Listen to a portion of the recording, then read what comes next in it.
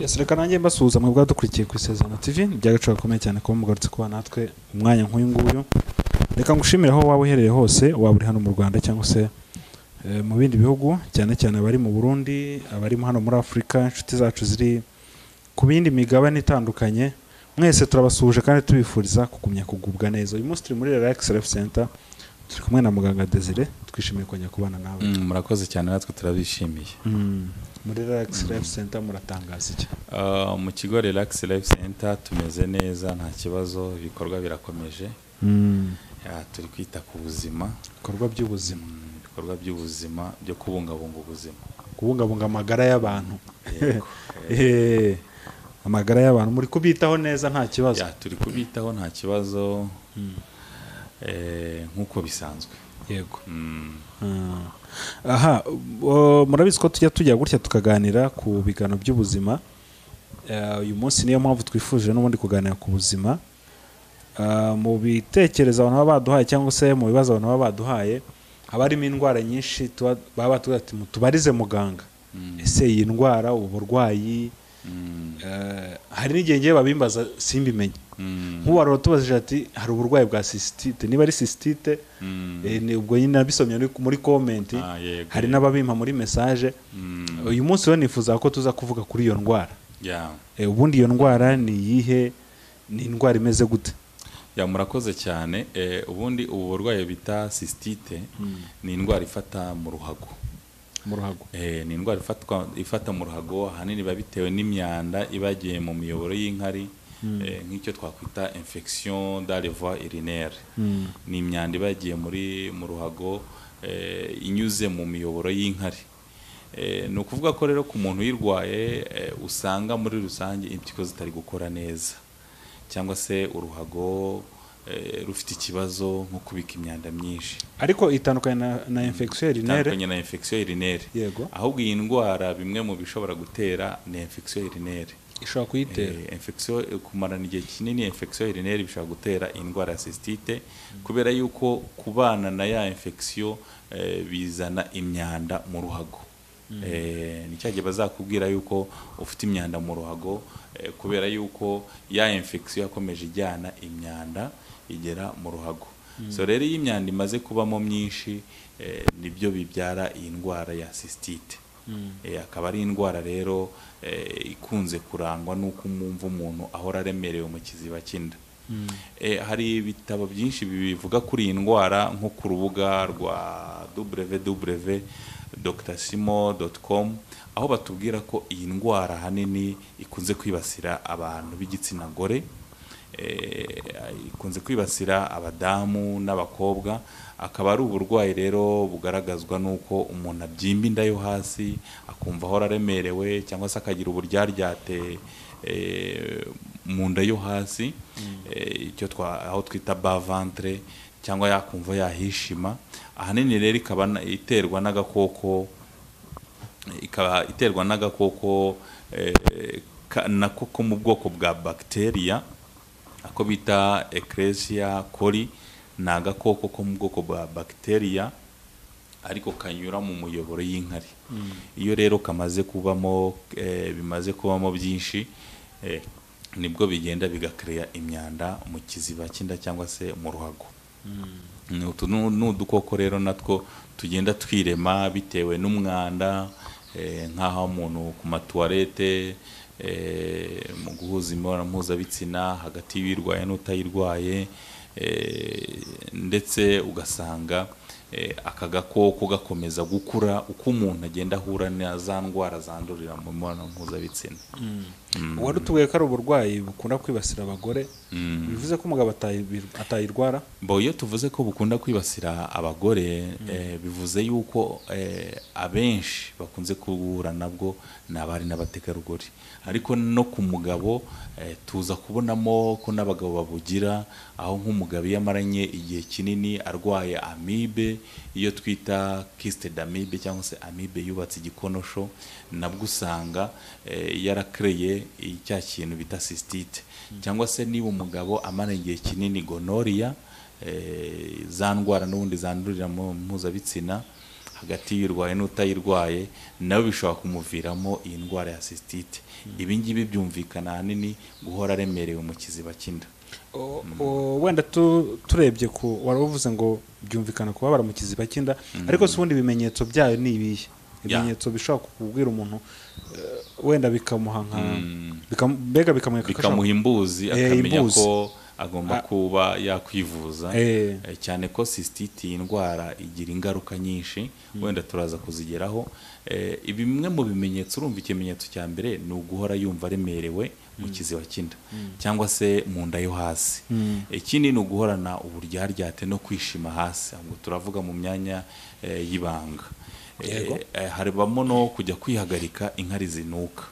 Inkari zinuka kubera yuko ya miyoboro y'inkari iba yuzuyemo imyanda, iba yuzuyemo ka gakoko twavuze. Ikindi ni ugukenera kujya kwihagarika hanyuma ntugire rutangira. Ubundi hari izo bita muvoma involontaire, ni muvoma ziba mu mubiri, ni ibikorwa bikorerwa mu mubiri ukaba wabasha kubikontorora. Muvoma volontaire niba ushobora kuzikontorora, ariko ukavuga uti ndajya kwihagarika ngeze mu rugo.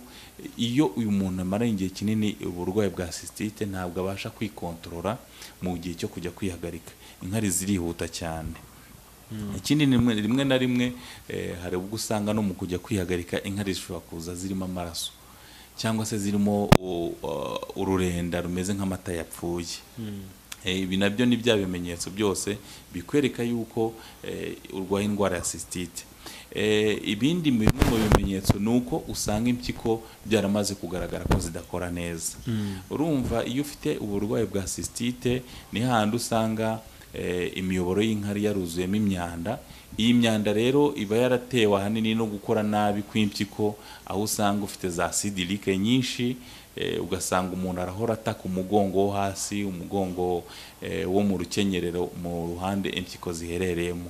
Ibi nabyo bikwereka yuko ari muri bimwe muri bya bimenyetso by'impyiko. Ntitwabura kuvuga yuko rero n'uyu muntu nanone habamo kujya kwihagarika, akihagarika inkari z'umuhondo by'umwihariko zinafashe.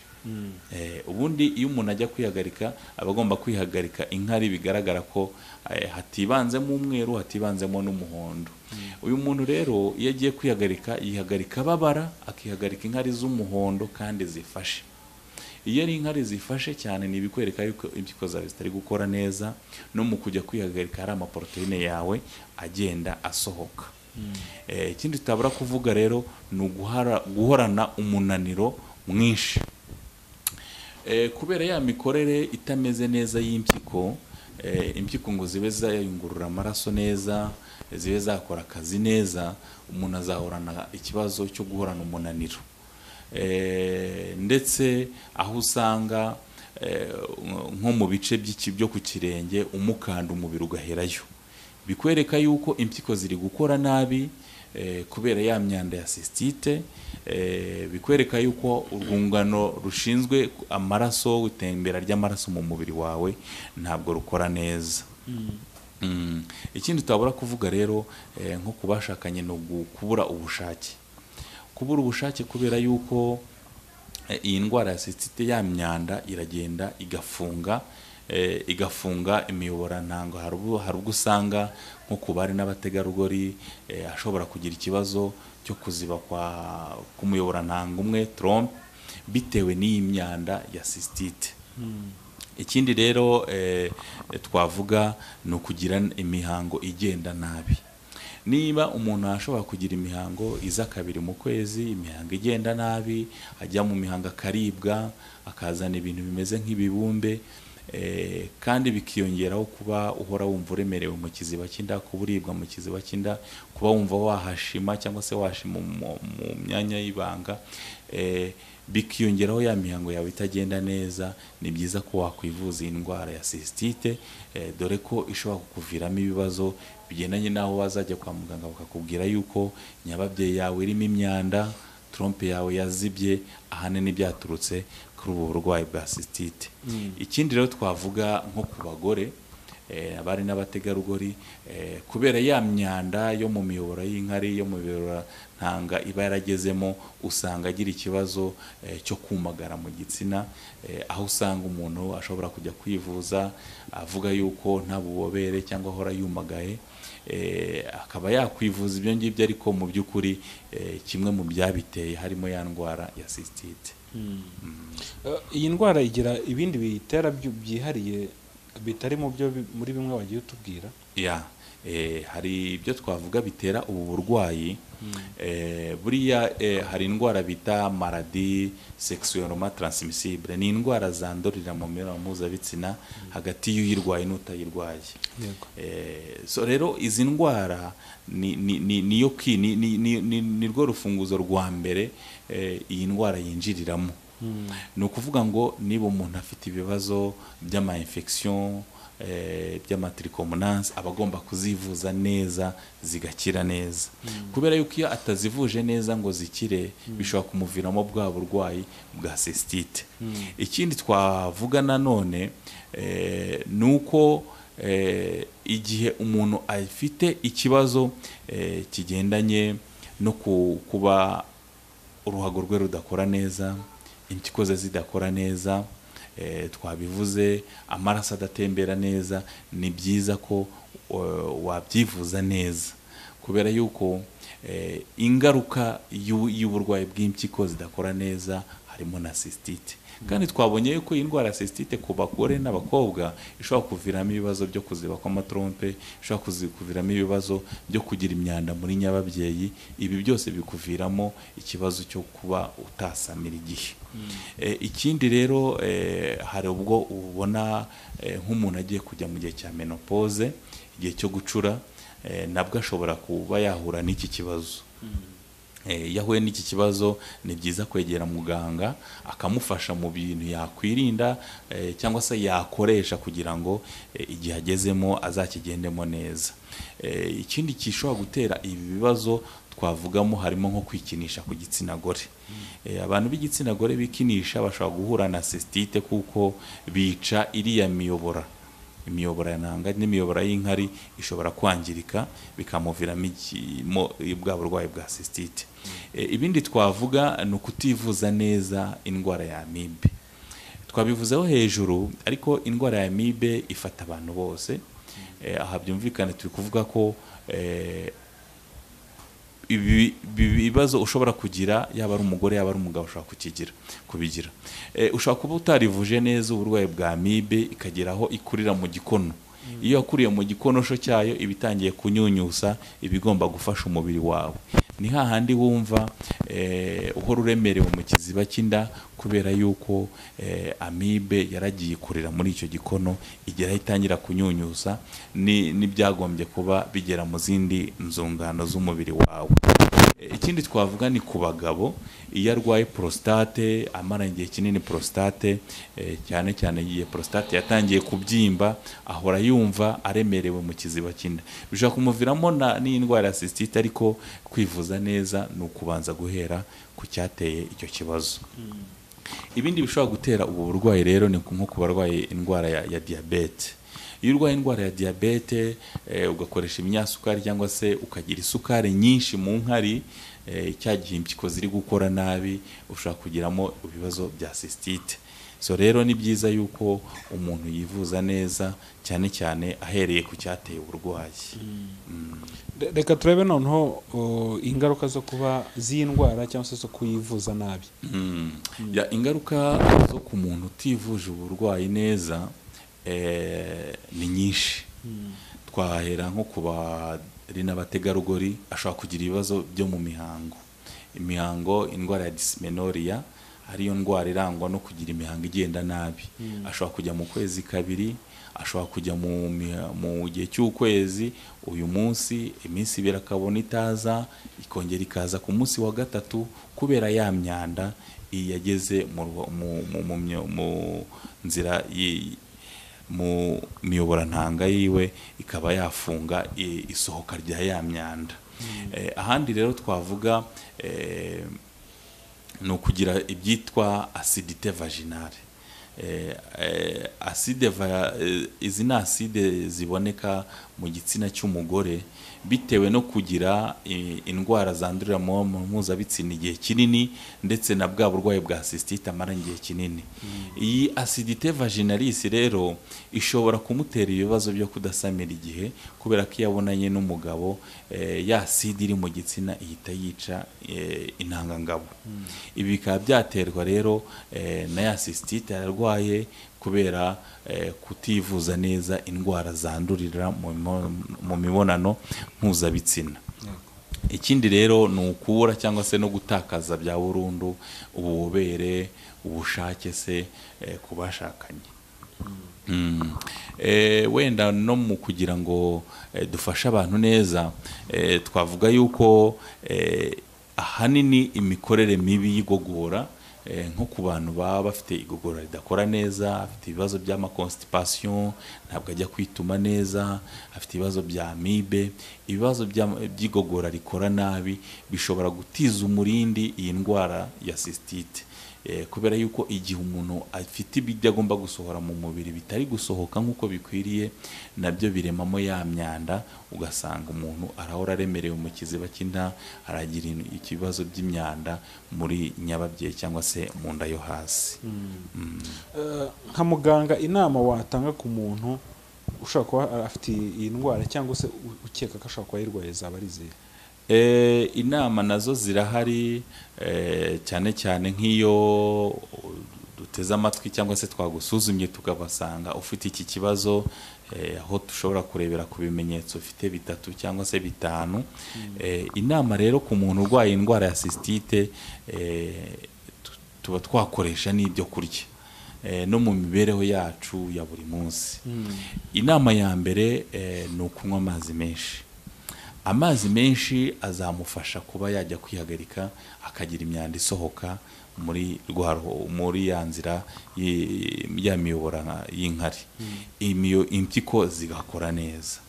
Inama ya kabiri rero ku muntu ufite indwara ya cystite, ni byiza yuko hari icyo twakwita aliment anti-inflammatoire cyangwa se ibyo kurya bizafasha gusohora imyanda mu mubiri, ibyo kurya bizafasha gutuma amaraso agenda neza mu mubiri wawe, ibyo kurya bizica udukoko twageze mu mubiri wawe. Aho twavugamo nko gukoresha tungurusumu mu byo kurya, ibi nabyo byica za bagiteri ziri mu mubiri wawe. Ikindi mu buryo bwo gusukura mu mubiri wawe rero, nanone nko gukoresha salade y'igitunguru cy'umweru, ibi bifasha gukora neza kw'impyiko no gusohora ya myanda yamaze kugera mu mpyiko. Ndetse ibi byose kubera yuko ni imirire yica za bagiteri, ariyo ya bagiteri twavuze ishobora gutiza umurindi kwandura uburwayi bwa cystite. Umuntu aramutse akoresheje ibyo byo kurya wari utubwiye birimo tungurusumu n'ibitunguru, afite iyo ndwara, bishobora gutuma akira cyangwa biba bikiri ngombwa akajya kwa muganga? Ashobora gukoresha ibi byo kurya nk'uburyo bwa prevention, mu kwirinda cyangwa se mu kumuvura igihe akibona ikimenyetso kimwe cyangwa se bikimufata. Ariko iyo ubonye ufite ibimenyetso 2, 3, 4, 5, ni byiza ko wajya kwa muganga. Kubera yuko twabonye ko iyi ndwara ya cystite ushobora kuyirwara ukajya wumva uhora uremerewe mu kiziba cy'inda, ariko kubera yuko bishobora no guturuka ku mikorere mibi y'impyiko itari gukora neza, ukaba watangira no kubona ukanda umubiri wawe nko ku birenge, umubiri wawe ugaherayo. Ibi ngibi bikwereka yuko rero ntabwo ari ya ndwara gusa ya cystite, ahubwo byaviriyemo n'impyiko zikora nabi. Ni byiza yuko rero wajya kwa muganga kugira ngo bavure icyateye ubwo burwayi, bavure n'ingaruka zateye ubwo burwayi. Mwebwe mufite ubushobozi bwo gusuzuma iyo ndwara mukanayivura? Yego. Reka noneho duha amahirwe umuntu waba yifuza cyangwa se wakwibona ibyo bimenyetso akavuga ati iyi ndwara ko nyifite, reka nzajye kureba muganga abe yanamfasha.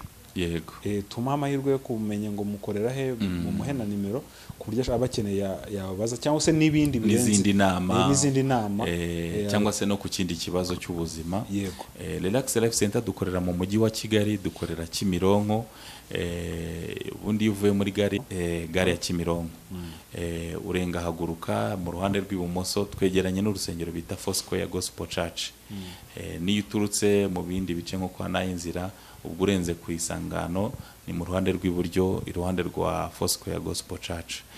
Wenda n'umuntu waba uri hanze cyangwa se atabasha kuba yamenya aho turi kuvuga, ashobora kunyura ku murongo wacu wa telefone tukaba twamufasha. Ni 0788302368. Uyu murongo ubona no kuri WhatsApp, tukaba twaganira byinshi, twakuyobora cyangwa se tukagufasha igihe tubona biri ngombwa, tukagufashiriza aho uri. Ni ukuvuga ngo n'abantu bari hanze mushobora kuba mwabona uburyo mubafasha. Yego. Aha, reka tubushimire rero kuko wemeye ko kuduha umwanya kugira ngo mubashe kudufasha, mufashe n'abadukurikiye, kandi n'ubundi turabizi ko igihe cyose iyo tubagannye mutwakira. Yego, murakoze cyane. Reka nshimire n'abadukurikiye, ibiganiro byacu byo nakagaruka. Shalom shalom. Murakoze.